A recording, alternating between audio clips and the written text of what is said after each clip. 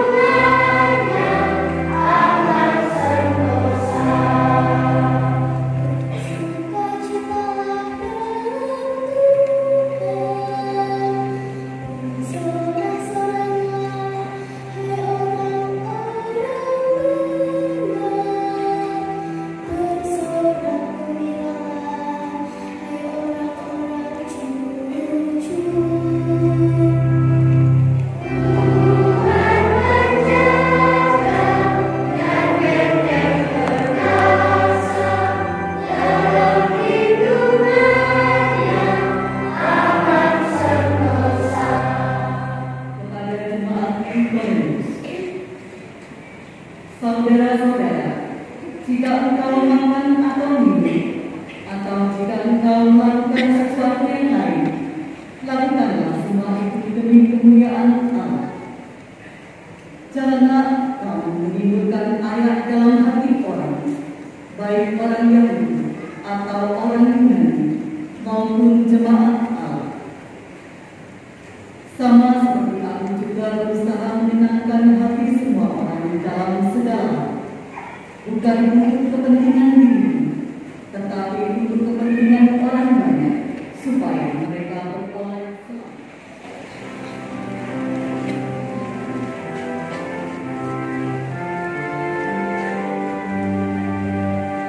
Haleluya.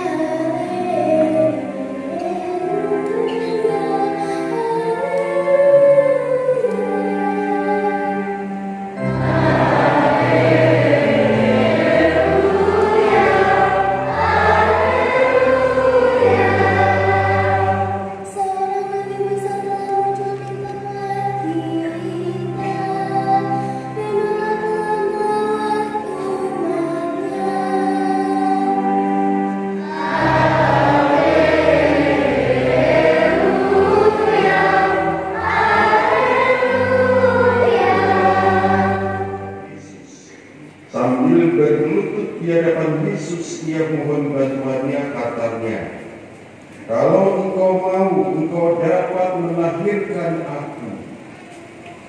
Maka tergeraklah hati Yesus oleh belas kasihan, lalu ia mengulurkan tangannya, menjamah orang itu dan berkata kepadanya, "Aku mau, jadilah engkau tahir."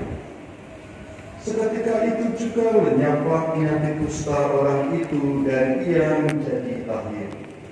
Segera Yesus menyuruh orang itu pergi dengan peringatan keras. Katanya, "Ingatlah, janganlah engkau memberitahukan hal ini kepada siapapun, tetapi pergilah, perlihatkanlah dirimu kepada imam, dan persembahkanlah untuk penahiranmu persembahan yang diperintahkan oleh Musa sebagai bukti bagi mereka."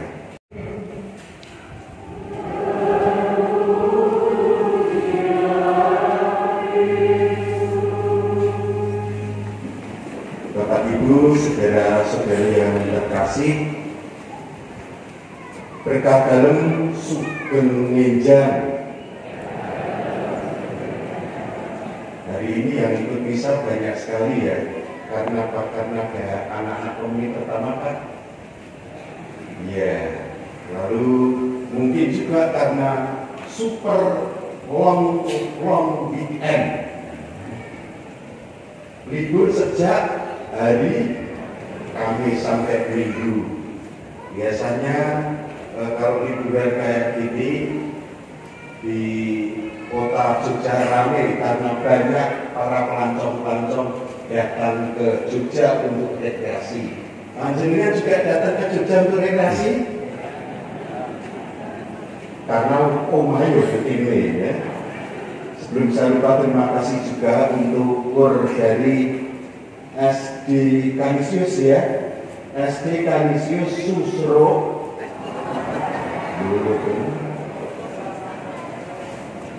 Susro Sorowajan ya, bukan Susro. Baiklah, saya akan membacakan surat Gembala Prapaskah Uskup Agung Semarang yang bertema "Tinggal dalam Kristus, bertumbuh dalam iman dan berbuah dalam kesaksian." Saya akan mencoba untuk mengambil inti sarinya. Hari ini bersama dengan Gereja Susta kita merayakan Hari Orang Sakit Sedunia ke-32. Dan Bapak Uskup berharap agar kita berdoa bagi semua orang yang sakit dan juga berdoa untuk mereka yang bekerja merawat orang sakit. Semoga mereka mendapatkan yang terbaik. Dan dalam kisah atau bacaan hari ini yang dipertajam dengan bacaan Injil, nampak sekali kerendahan hati orang yang sakit kusta. Bahkan dalam bacaan pertama, kalau orang sakit kusta, mereka pakai pakaian seadanya, menutup mukanya, rambutnya biar tergerai, lalu berseru, "Najis, najis," supaya orang itu tidak dekat-dekat dengannya maupun tidak ketularan. Namun mereka ketika orang yang sakit kusta seperti yang dipertajam dalam bacaan Injil, karena imannya dia disembuhkan oleh Yesus. Ternyata karena iman si kusta itu begitu nampak berkenan di hadapan Yesus dan disembuhkan olehnya, imannya berbuah dalam bentuk syukur dan kesaksian.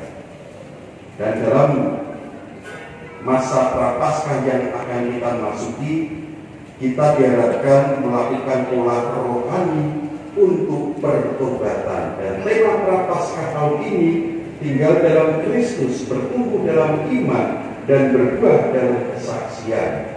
Dan ini selaras dengan gerak pastoral Keuskupan Agung Semarang tahun 2024, tinggal dalam Kristus dan berbuah, berjalan bersama untuk formasio iman berjenjang dan berkelanjutan. Dimohon supaya dalam masa prapaskah ini kita makin erat bersatu dengan Kristus yang rela menderita sengsara dan wafat untuk menyelamatkan kita. Buah dari iman itu di masa mendatang, masa dekat, ditunjukkan dengan kita terlibat aktif dalam pemilu presiden dan wakil presiden, serta pemilu legislatif. Maka disarankan jangan golput, kita diberi kesempatan untuk memberikan suara kita. Konferensi Wali Gereja Indonesia atau KWI memberikan pesan pastoralnya.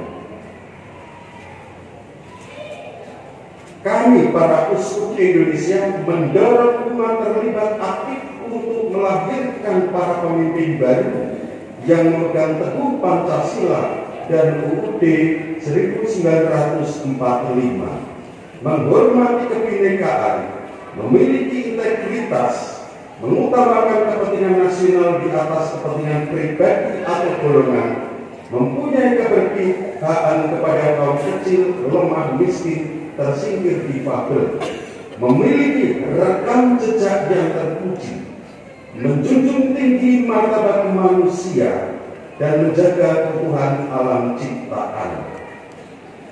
Kita akan nyoblos mensukseskan pemilu kapan?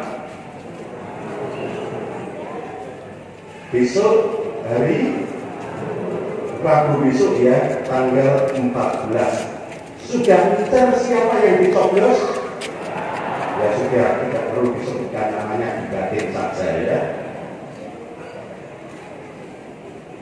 Mudah-mudahan mereka yang menjadi panitia penyelenggara ataupun menjadi saksi dan pemantau benar-benar bekerja secara profesional, sehingga pemilu bisa berjalan damai, jujur, adil, transparan, berkualitas, dan bermartabat. Pilihan dapat saja berbeda, namun persatuan dan persaudaraan terus harus dijaga. Selanjutnya adalah peraturan puasa dan pantang tahun 2024. Hari puasa ini dilangsungkan pada hari Rabu Abu tanggal 14 Februari dan Jumat Agung tanggal 29 Maret 2024. Maka pas nyoblos itu hari pantang dan puasa kita. Hari pantang dilangsungkan pada hari Rabu Abu besok tanggal 14 dan 7 Jumat selama masa prapaskah sampai dengan Jumat Agung. Bagi para petugas pemilu yang benar-benar tidak bisa menjalankan pantang dan puasanya hari Rabu Abu 14 Februari 2024, Bapak Uskup memberikan dispensasi untuk dapat menggantinya pada hari Kamis 15 Februari 2024. Ini khusus untuk para petugas pemilu ya, maka jangan melu-melu. Sedangkan untuk Rabu Abu ada penerimaan abu di gereja Priwaya ini karena romo-romo juga harus mencoblos di tempat tinggalnya masing-masing, maka dari dan diberikan dispensasi oleh Bapak Uskup boleh mulai Selasa sore tanggal 13 sampai Kamis sore tanggal 15. Ini posone tetap Rabu. Misa Rabu Abu, misa sekaligus penerimaan abu itu diselenggarakan besok Selasa dan Kamis jam 18. Sedangkan Rabu Abu tetap ada penerimaan abu, tetapi ibadat penerimaan abu jam 6 pagi. Umat bisa memilih salah satunya. Yang dimaksud dengan berpuasa adalah makan hanya sekali saja dalam sehari. Itu hari Rabu Abu dan Jumat Agung. Umat beriman yang wajib berpuasa berumur antara 18 tahun sampai dengan awal tahun ke-60. Kalau usianya lebih dari 60, kuat berpuasa monggo. Yang dimaksud dengan berpantang adalah tidak makan daging atau makanan lain yang disukai pada hari Rabu Abu dan setiap hari Jumat selama masa prapaskah. Umat beriman yang wajib berpantang adalah yang sudah genap berumur 14 tahun. Kita diminta selama 40 hari masa prapaskah membina pertobatan. Bisa menentukan mati, bentuk mati raga mungkin bisa lebih berat. Berpantang bisa berpantang makan nasi dan bisa mengganti dengan makanan pokok lokal dengan satu macam lauk. Setiap pribadi, keluarga, atau komunitas dapat mewujudkan karya amal kasih bagi mereka yang membutuhkan. Yang paling penting, kita diminta untuk olah rohani, bisa didukung dengan membaca dan merenungkan kitab suci, ikut renungan APP, rekoleksi atau retret, latihan rohani, ibadah jalan salib, juga ada pengakuan dosa, meditasi, dan adorasi. Semarang, 25 Januari 2024, Monsinyur Robertus Rudiatmoko, Uskup Agung Semarang. Saudara-saudara yang terkasih, mari kita di sejenak untuk bersatu warta sabda. Yang sakit dan dikucilkan dari masyarakat, marilah kita mohon kabulkanlah doa kami ya Tuhan. Bagi para pejabat pemerintahan, semoga Allah Bapa memimpin para pejabat pemerintahan sehingga mereka dapat melaksanakan tugas pelayanannya dengan penuh tanggung jawab demi keamanan dan kesejahteraan masyarakat. Marilah kita mohon kabulkanlah doa kami ya Tuhan. Bagi para penderita sakit, semoga Allah Bapa menghibur dan menemani para penderita sakit sehingga mereka tidak merasa disendirikan serta dibuang, namun tetap berjuang memberi kesaksian cinta Tuhan di dalam penderitaan sakit ini. Mari kita mohon kabulkanlah doa kami ya Tuhan. Penerimaan peserta didik baru TK SD Kanisius Sorowajan.